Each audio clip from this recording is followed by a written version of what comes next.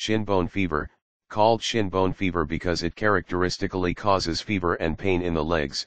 This disease is also known as trench fever. It is a disease borne by body lice that was first recognized in the trenches of World War I, when it is estimated to have affected more than 1 million people in Russia and on the fronts in Europe. Trench fever was again a major problem in the military in World War II and is seen endemically in Mexico, Africa, Europe, and elsewhere. Urban trench fever occurs among the homeless people and people with alcoholism today.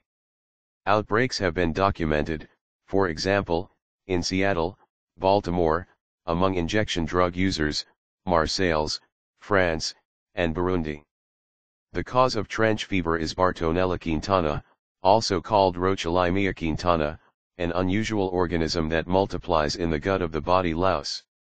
Transmission of the rickettsia to people can occur by rubbing infected louse feces into abraded, scuffed, skin or into the conjunctivae, whites of the eyes. The disease is classically a 5-day fever. The onset of symptoms is sudden with high fever, severe headache, back pain, and leg pain and a fleeting rash. Recovery takes a month or more. Relapses are common. It is now clear, that at least in its urban form among the homeless, trench fever can be associated with nonspecific symptoms or no symptoms.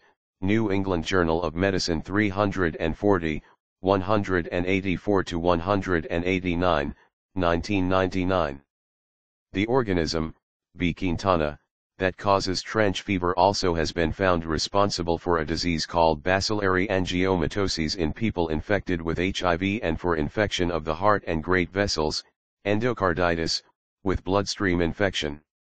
Trench fever is also called Wolenia fever, Quinton fever, 5-day fever, Muse fever, His disease, His Werner disease, Werner His disease.